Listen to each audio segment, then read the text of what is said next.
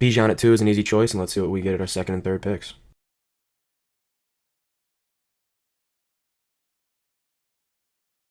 I'm not going to look a gift horse in the face here. I am just going to take Brock Bowers, and we'll find a decent way to work in some Giants later. More likely than not, going to be Tyrone Tracy. I am fairly worried about the Scattaboo hamstring, I believe, if I'm not mistaken. So yeah, I'm going to prefer Tracy. We'll see if it ends up lining well for us, but either way, I'll take Bowers a couple picks late. It's a fine thing for me. I love T. Higgins too, so easy top of board decisions for me. Both players I really like. Higgins especially. Uh, wide receiver 6 points per game last year. Cincinnati's going to throw the ball a ton. Higgins is just good, man. He's good.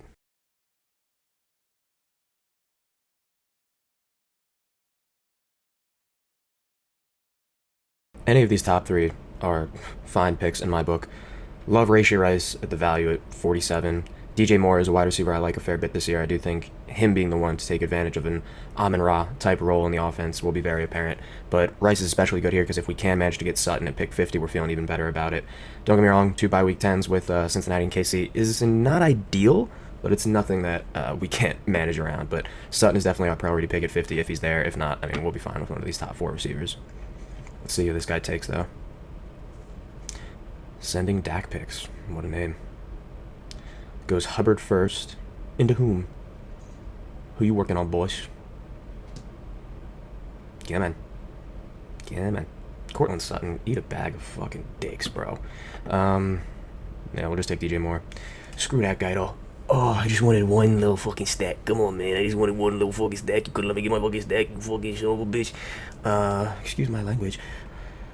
Now, San Fran can be a little difficult to work into now, to be quite honest. After taking Rashee Rice, I don't really want to take Ayuk. Ayuk does worry me a little bit injury wise. Also, just an offense. I think sort of the same thing with Egbuka, in Tampa Bay. Like San Fran isn't.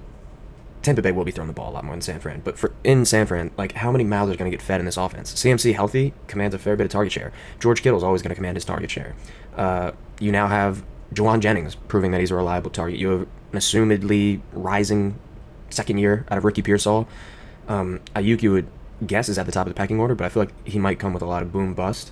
That's not something you have to avoid in best ball, but still, I worry about end of season kind of target totals for Ayuk.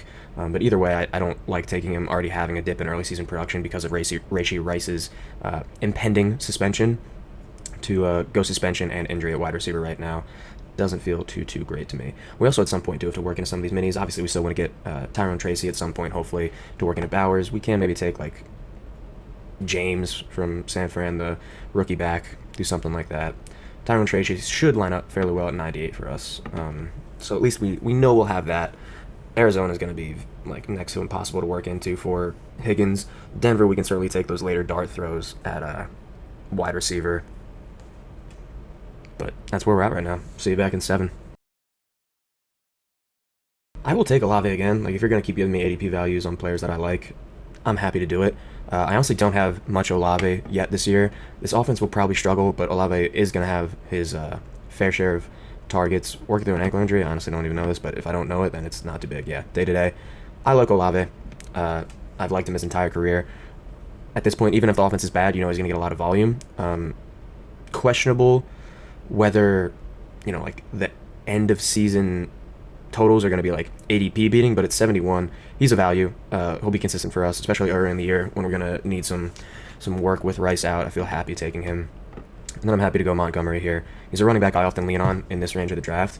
We aren't working into any Minnesota right now, but at this point I think this is just going to be a value team limited on game stacks, which is honestly something I don't do too often. But looking at past BBM winners, some of the teams just weren't that game stacked. They still had some team stacking and stuff like that, but like they weren't majorly correlated game wise for 17, and still found a way to roll the dice, gamble into just a damn high payout. So not to say that it doesn't work, just getting a lot of good players, good values, and finding your way into the end zone.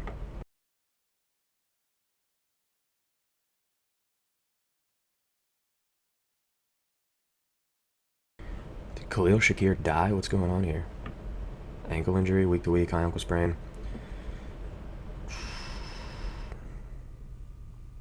I mean, that is tough. I don't know anything about the severity of the ankle sprain yet. All right, he goes off the board, so I don't even have to think about it. Damn, Mooney went though. That's tough. I really don't care much for Pittman, Cup, anything else here. So we'll just take Tracy, guarantee our guy, as I reevaluate the board during this guy's 2 picks. Said it earlier, don't want to go Ayuk. I don't want to go Kelsey, already haven't taken Bowers. Baker naked doesn't feel that good. Maybe you could justify Knicks if you get some later Denver stuff. But even that feels pretty weak. Uh,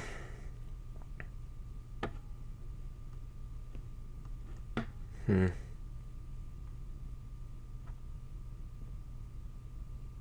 Let's take Pittman. I do still like Pittman. I think Daniel Jones being the starting quarterback does bode better for Pittman specifically. Main reason here is I think Pittman will be the easiest one to work into later. Take someone late like Diami Brown, who could maybe pop off for a long TD 17, give us some value, or just any of the running backs given the RB room uncertainty in Jacksonville. I personally think the great value right now is I'll show off ADP for all of them first. To me, the great value now is Tank Bigsby. He was the leader last year. That doesn't mean he's going to be the leader this year. But I don't know. Tootin is lower on the depth chart right now. I do feel like Tootin spells out to be a change of pace guy. Obviously, there's a ton of value in getting the rookie they just drafted at the latest ADP spot and assuming that at some point he takes over. But given how well Bigsby played last year, it's hard for me to see him losing a role. ETN's nice, and to be fair, ETN does have the highest ceiling, but he's a hard take for me a lot of the time. Um, so I've been a mixed bag on ETN. But yeah, I mean, Bigsby and Tootin 30 spots later, both having the potential to beat out ETN, feels pretty good. So, I mean, I guess I can also just queue them up. That is what I went there to do. See you at the next pick.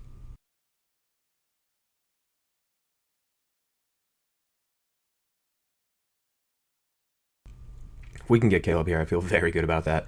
Ayuk starts to make a lot more sense in this range, but I do think this is just adjustment of expectations right now. I think like 120 will probably be where he ends up. He's not going to be 100% until a fair bit into the season. Granted, getting him as your 6th wide receiver, like that's the start of the range where you can feel pretty good about that. Like there's nothing to say that Trey Harris or Luther Burden are going to be studs this year at any point, and you would hope that Ayuk at least gives you a high week-to-week ceiling, even if his total output across the games that he actually plays isn't that high. Happy to take Caleb here. I definitely want to work into... Oh, did he already go off the board? Damn. Loveland already off the board. In that case, we can just take Burden, get our 6th wide receiver. Justify good old Caleb there a little bit more by getting a double. I'll be honest, though. Caleb Williams is starting to worry me, man. That one clip of him just fucking slinging it and missing every single one in one of the most basic QB drills of all time, and then being a pissy little motherfucker getting mad, like that is that is really bad optics, man. But I guess I'm signed up for another Caleb Williams double here, so I'm gonna be riding that train the entire season. We'll likely take Geno Smith and then just any quarterback value. Get 3 quarterbacks. I don't really want to. I mean, I guess with a double, no. I mean, I don't like. I'll explain a little bit of my thought process here. When you take a double in Miami and you have Tyreek and Waddle, especially at the ADP that you have to draft them at, like it makes a lot more sense to go with Tua, even though he's a late quarterback, and like one other guy and feel good about it. DJ Moore had a decent investment, but this like pick 122 on Burden, like this to me isn't as serious of a bet on Williams' production as that Tua bet is, just because of the ADP you've invested. Like when you invest that higher capital into both Hill and Waddle, your team's dead if the Miami offense isn't firing like it was 2 years ago. I still think there can be some slight value in these 2 players without massively crushing ADP, which justifies me in my head taking 3 quarterbacks here rather than just sitting on 2 with a Caleb stack and like a small mini Geno Smith to Brock Bowers. Especially if our second QB ends up being Geno Smith, I would feel more comfortable advance rate wise with 3 quarterbacks in that room.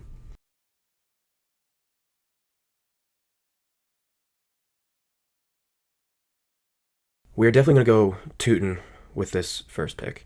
Um, Uncertain backfields are usually the running back, targets that vastly beat out ADP. If Tootin happens to win the backfield, we get a massive ADP jump out of him.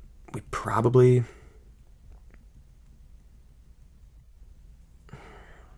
we're gonna go Benson. It's a tough thing for me to do He's a high-value handcuff. Connor has had his injury issues in the past, did not have them as much last season, but certainly could be out for 2-3 games at any given point in the season. Hopefully Benson shines when given that potential opportunity. Also, we're getting a little bit of a mini here. Trey Benson into Higgins could prove valuable. 17 for us. It's the only way we're going to get into Arizona in a very high ceiling way, at least for me. I don't think you're getting super high ceiling out of Michael Wilson, even though I do draft him sometimes. That said, the main issue we have here is that our next pick, I don't know the term for it, but we're flying, we're hanging off the edge here at quarterback. I really considered maybe reaching on Cam Ward just because his other receivers, we could easily take Ayumanor late. We have Olave. That's not going to be like a prime matchup, Tennessee versus New Orleans, but I think Cam Ward could also be just a quarterback that gives you a little bit of value 17, especially in a 3-quarterback room. I did not expect him to likely make it to the next pick, but the big problem is we may not even see Geno Smith. We need him like a couple picks past ADP, and we would end up in a fairly weak spot quarterback-wise if we don't get one of those. I could always take just a naked Stafford, have to deal with it, but that's not something I really want to do. We might be taking Stafford either way, simply because we have to get our third quarterback. So we'll see. Hopefully Geno's on the board. I guess you could take Dart. You have the Giants for it. No receivers at the current time, but Dart would be a fine high ceiling later in the season if he does get to start. My Giants buddies were just texting. I guess he made a good throw. One good throw is not any guarantee that of anything, but there is some optimism with Dart given how he can move. I admittedly do worry about them just really biting the bullet and not playing him this year because they have Jameis and Russ, and they likely want Dart to come into next season feeling fairly confident with some more weapons, most likely, rather than throwing him out this year with what doesn't plan to be that good of an offense, at least yet. I think they would rather build it up more before they put him out there than shake up his confidence this early. A lot of the great quarterbacks did not start in their first year, and I think the addition of both Jameis and Russ indicates the plan that they don't want to rush him out at all. Fortunately, we do lose Geno there, so we kind of do have to go Stafford. I'm likely going to take him at this first pick. I feel like we have to. With these final picks, it'll be 2 quarterbacks, 1 tight end, and then probably 1 and 1 each at running back and wide receiver.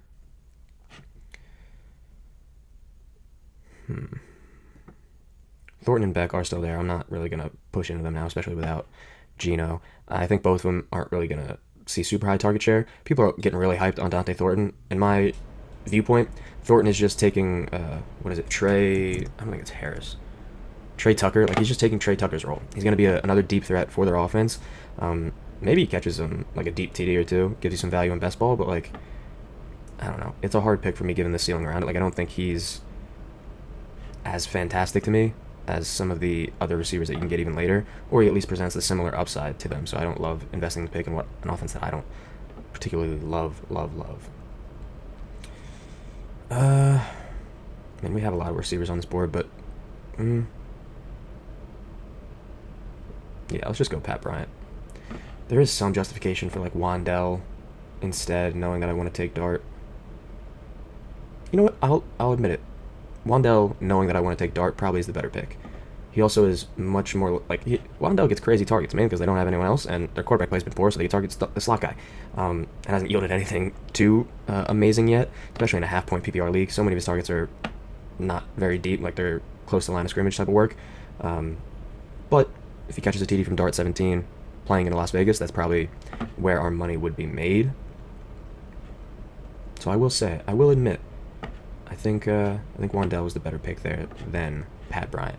But I do think Pat Bryant has the higher season-long ceiling, to be fair. Sincerely doubt that we're taking any of these wide receivers currently on the board. 3 picks left. One of them has to be a tight end. The other will likely be a quarterback and a running back. Okonkwo's solid for us. Be happy to take him. I guess we could take Theo Johnson. Screw it. If we're really digging there, trying to find something. Could pan out, you never know. Again, though, Theo Johnson would be a brighter 3 tight end room prospect to me, hoping that the Giants' offense vastly improves with Dart and somehow he finds himself being a favorite target of his early. 2 tight ends, even with Bowers, that feels a little stinky. So hopefully we'll get Okonkwo here. If they let me get Darnold 191. I'll take him over Dart and feel better about my Pat Bryant pick. It's just a season-long starter compared to a non-season-long starter. So if you'll give him to me, I'll take him, man, even without anybody there. Ah, you son of a gun, they do it to me again. Yeah, I guess we could take Rodgers and then just take like Freiermuth as the tight end. That also works even without any Cleveland. Moothy, where are you? All right. I do think like Dart presents. Maybe not. I mean, it really comes down to how many times the Steelers throw the ball this year.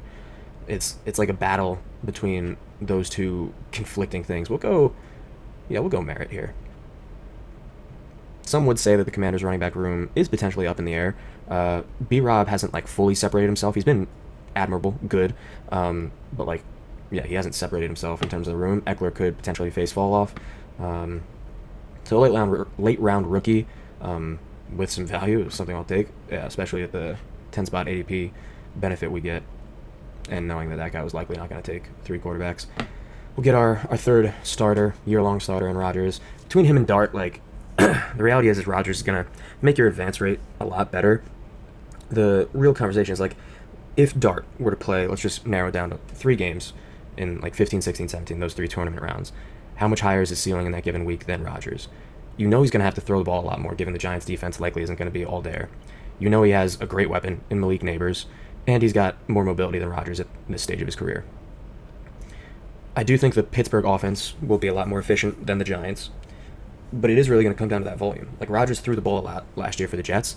The Steelers did not throw the ball that much last year. So it's kind of conflicting, outcomes, given an Arthur Smith offense with Aaron Rodgers at quarterback. I don't really have an answer for you, apart from that I know Rodgers is going to play a lot more games than Jackson Dart, so I'm going to take him. I also like Freiermuth a notch more than Theo Johnson, even despite this projection difference. So that is another justification point for it. I think Freiermuth will be probably moved around. They'll definitely play a lot of 2 tight end sets. They may even play a lot of 3 tight end sets. It's going to get wonky in Pittsburgh, but I think Freiermuth's too good to not be on the field. 7 TDs is a fair bit last season, but you hope that, with a little bit of offensive improvement, you can maintain a mid-range TD rate at a tight end with Bowers. That's all you really need from your tight end too.